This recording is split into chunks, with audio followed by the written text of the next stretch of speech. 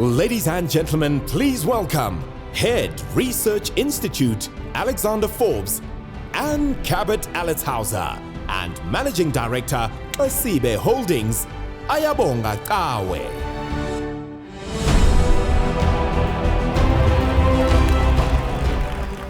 Hello. So do we look familiar?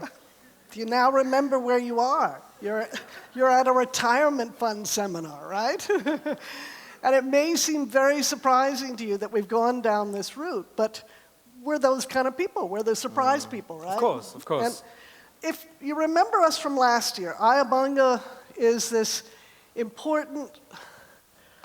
You can say it when I'm not here, Anne. Yeah. It's fine. When I'm outside the room.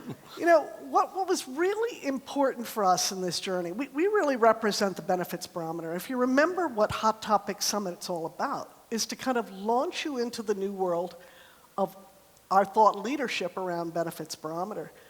And that thought leadership this year has taken us from a journey that started 5 years ago, it's 5th year, exciting stuff, where we started off and asked the question, is the whole benefit structure somehow not working? Is it not really delivering what it needs to be delivering? And remember, we had that wonderful sort of conversation around how it was so fragmented and there were so many elements that constituted what we needed to bring to the table to deliver an employee's financial, physical, and mental well-being. And that story was fragmented. And so we worked each year to ask the question, how do we pull it back? How do we get people back to the table? And if you remember, you did that amazing study for us last year, your team, Rethink Africa, and you asked the question, did people even care about their benefits? I mean, a big part of the work that we did was about questioning the assumption of how the benefits framework has been set up. Yes. So is protecting me from my ability to no longer be able to work by giving me an income the only risk that I face? And do I only face that risk when I near retirement? And there are risks that you would face along your entire financial journey, which the industry probably wasn't accounting for. And that's exactly what we did. We said, focus on the journey, not just the end game. And we raised some really interesting questions. But this year, we sat down and said, okay, how do we keep that conversation going? And Ayabonga came back and said, guys, you're missing a very important part. And it's about the world that's happening outside here, and it's happening so fast that if you don't start getting your members of your funds thinking in this context and thinking what the impact is going to be to the individuals, we're going to miss an important trick. So I bring you Benefits Barometer 2017. Have we become digital, or have we become digital? As you can see, it's no longer the thick 600-page book anymore. Now, I am told there are people who like a book, so yes, there are a lot of trees applauding right now, but if you do want a book, we will be printing it. But it's here, and it's sitting inside of this wonderful little folder here. So don't throw this darn thing out. And it gets even more amazing, because we've got this kind of extraordinary little book that you open up, and you don't even have to worry if you didn't come to the conference. You get all the little video clips in here. I mean, are you on yet? No, let's turn it off. Let's turn it off. Oh no, it's talking to me. How do I turn it off? It's worse than one of those birthday cards. So we're trying to introduce to you all these concepts that actually speak to your members. And in fact, we have at the break, you'll see some of the well-being stuff that we're working on that you can go and actually try out yourself in the coffee break. But let's tell them a little bit more about why we got so interested in it. It was really you who brought it to us. So a big part of what we saw as the challenge that South Africa faces, and thank you so much to Anne Magritte and Kulshan for taking us through the context of this changing world, and my friend here, the Chief Education Officer as well. But if we look at the South African picture, now on the x-axis, or y-axis I should rather say, my mathematics, that looks at the capacity of our post-basic education system to actually respond to some of the challenges. And on the x-axis, you're looking at how exposed South Africa is to that. Now, if you take a look at where South Africa is in that picture, and I think Anne is showing you on the screen there, you can already see that we're heavily exposed to some of these changes. Highly diversified labor market, but also the spread of the latest technologies in this country leaves us heavily exposed. And you will have seen this with some of the battles between the existing and established metered taxi industry and Uber. But the big question is around, are we able, or do we have the capability and the capacity to actually respond to some of these questions? And on that issue, we find ourselves lagging very much. And a big part of the problem rests with our education system. So if you take a look at this picture there, Isn't you don't that want to see scary? that? Okay. There are countries in this image who haven't had any political stability over the last few decades. They're at war with themselves. Exactly. Whose education systems ensure better educational outcomes than South Africa does. We throw more resources at the education challenge in this country than some of the countries who fare much better in terms of their system than we do, just on the African continent. But take a look at the vertical line there. Let's go back to that image, Okay, Anne, sure. just briefly. If you take a look at the vertical line, which is the global average, very few African countries are actually at the average or even go beyond that average. We're far from it. We're nowhere near. And that tells a big part, Anne, of our capacity and the lack of our capability to actually respond to some of these changes that are probably going to exponentially disrupt how we do things, but more importantly, how we teach young people. Yeah. And where are our young people? Well, let's not only look at our young people, let's look at our working age population. I think we all know that South Africa has a jobs problem. And if we are to compare ourselves in terms of economic activity, there are countries there with less diversified economies, economies growing off a much lower base, that are able to ensure that more people in their working age populations are active, are economically active, than we have here in South Africa. So 19% of the working age population in this country is in green, which means you're employed. And the orange part is unemployed, and of course, the white part would probably be those who are discouraged from even looking for work, or find themselves in the informal economy, or actually just are economically inactive. Now that's a big waste. And that's a big part of the macro context that Anne and I are trying to paint for you, so that you get a clear sense of what role you, as trustees and as management committees, can actually play in this changing environment, which is probably going to require us to get a lot more people in economic activity than we have. So let's get back to this book, okay, or this thing. Benefits Barometer. What is it? And why was it always so thick? And why was that an important thing? Because what we recognized we were trying to do here was not just talk to trustees of funds. We were actually trying to deal with something that they're calling systems entrepreneurship.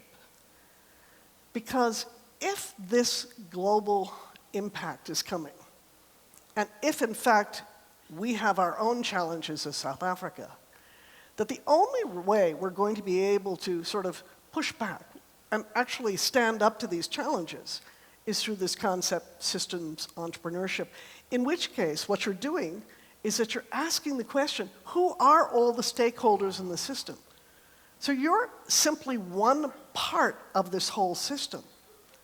And we keep saying that unless you understand what the other parts are actually having to, what their priorities are, what their issues are, and bring these all together, nothing is effectively going to change. Now, when you look at this big system that has embedded in it, you know, the employer, government, human resources, employee, trustee, manco, there are two different dynamics that are going on. Yes, you've heard about the fourth industrial revolution that's coming from the outside.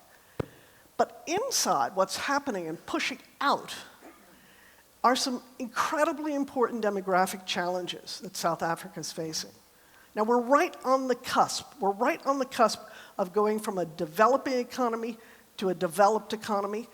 And one of the indicators is what's happening to our population. Do you remember last year, we stood up and we said, South Africa does not have an old age problem. It has a youth problem. And we needed to use, we needed somehow to free up the benefits so that it could handle the issues, not just of social protection, but social mobility. That was our point last year, do you remember? But this year we did some really interesting work in Benefits Barometer where we looked at what is happening to aging in South Africa. And guess what? it's not like we're getting this huge aging mass. But what's happening is that there's a whole change in the social fabric that supports people as they enter into that retirement, into that old age perspective. And that's a scary thing too, because if Ubuntu, if reciprocity fails, what happens? And you often describe it as a barbell. Yes. Right? So at the start of your life, there's a big challenge on the one end, and then there's sort of the thing that you hold in the middle, and then there's the weight on the other end, and that already brings into question, issues of care and issues of post-retirement. When I use that word barbell, I actually am talking about a different thing, and I'm talking when we look at those issues of longevity. What actually determines whether you're going to live long? It's not genes. It's not genes. It's actually the life that you live, your lifestyle, and the quality of the life that you have. And that quality of life in general in South Africa is improving. But we still have a significant divide. And so what you see in that demographic change is that it's not that we're going to have a large number of people that are older coming in, but we're going to have a larger number of workers that are going to start dominating.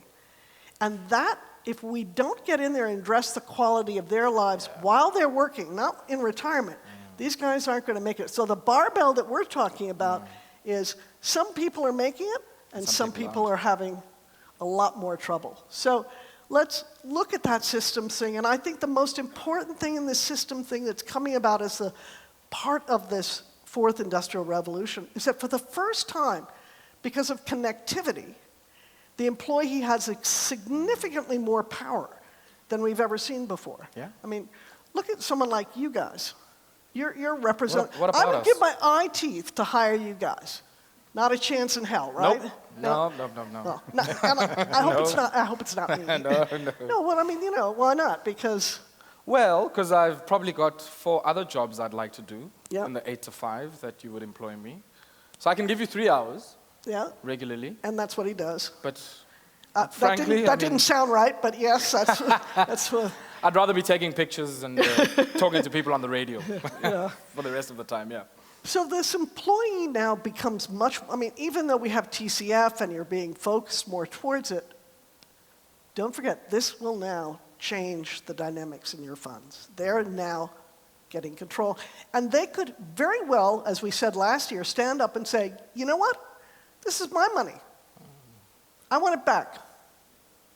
Unless we do something meaningful with it. Don't you think that's the issue? Indeed. So we're going to be showing you in the book a lot more about how these different role players need to come to the table. But the other thing that Ayabonga has been incredibly useful for me because he has this regular show on policy on Power FM. I just gave you a little plug there. But the power of that show is that it really talks about what are the government initiatives that are coming. Remember, they're one of the stakeholders here. And we're having to operate in that environment. So. Indeed. I mean, a big part of how we've done Benefits Barometer this year is to set out in each of the segments a roadmap for each of the stakeholders. So be it policymakers, so Joseph, National Treasury, we've put out some form of roadmap for you. Poor Joseph. You're sorry about that introduction. And we thought it very helpful to actually give a macro picture. So what are some of the policy debates that are interacting with some of the changes that we've outlined? The first one is probably around growth. We all know that our economy is not growing at all. But there's so much happening in the policy space, and a lot of people often talk about policy uncertainty, and I'm a bit uncertain about that term. But that being said, probably have the National Development Plan, which has its own growth targets. There's a 9-point plan, which is aimed at driving a lot of the government's prioritization of its own infrastructure spend. And then recently, Joseph, the 14-point plan. So that's on the growth front. Joseph. But also something that I think is of particular relevance to all of the people in this room is the national minimum wage. And that's a process that over the last few years or so I've had an opportunity to be part of. And that's a process that's still underway, and you will have seen in the engineering sector, when it comes to new entrants into the labor market, what a contentious issue that can become. Then 2 weeks ago, at the Labor Appeal Court, a long-standing demand of the trade union movement, the scrapping of labor brokers, was probably given the most effect it has since 1994, I would So you're say. going to scrap labor brokers? Eliminate is a better word. That sounds very old. No, I mean, so what what the Labor Appeal Court did was to scrap the interpretation that said a labor broker and the client employer are dual employers, Okay. and actually, Okay. in a way, sort of took the labor brokers out of the game. I just want to get clarity Yeah, on yeah. that point. But that has implications for the kind of flexible world of work that we're talking about. And we put forward some of these debates in Benefits Barometer 2017. The other challenge, which we highlighted last year in Benefits Barometer, was the challenge of youth underemployment. And you will understand there's the youth employment tax incentive. And there's a range of other initiatives alongside many people in the private sector, the CEO's initiative, aimed at creating viable pathways for young people into the labor market. And of course, the Department of Small Business Development came into being a few years ago, aimed at creating an enabling environment for SMMEs. And we recently also saw the revised procurement regulations creating set-asides, in particular for public procurement, given to qualifying enterprises, which are small enterprises as well. The last part from the policy conversation that we touch on in Benefits Barometer, Anne, is around skills development. And the Department of Higher Education and Training, which is a group we had a chance to speak to, spoke about the decade of the artisan. And I'd be interested to find out what that necessarily means when we have some of the 3D printers that Kulshan was talking about, and what that is going to mean for some of the people in the room who are in the manufacturing sector. What you've kind of left out of here, though, is a whole conversation with these people and what's Indeed. happening in their regulatory world. And I want to end with this slide, because I want to impress on you what is happening out there absolutely inadvertently. I don't think anybody sort of anticipated that this would be the net effect. But consider what's happening as we move from that DB, very paternalistic environment, to this DC environment. And in that context, what we thought we were doing in terms of offering back the choice and the funds to the individual, which, yes, that was a good, meaningful move, we were kind of setting them free, as it were. And the worst thing that happened is, because of tax changes and everything being deemed a fringe benefit, about the only thing left on the table in the form of benefit was a savings for retirement and income protections and sometimes medical. And maybe now with SARS, maybe transport as well. Yeah, well, maybe. We'll get to that next session. But I mean, the problem is that we've taken what the employee deems as a benefit off the table. And so what's happened is that the employee is disengaged. They're not interested. These benefits do not solve their problems for the here and now. And until we can find a way to reintroduce these without necessarily creating problems for employers, we are going to continue to have this disengagement. We are going to continue to have people cash out. And someday people are going to put up their hand and say, you know what? This just doesn't make any sense for you to handle my retirement money, because I don't even think retirement matters anymore.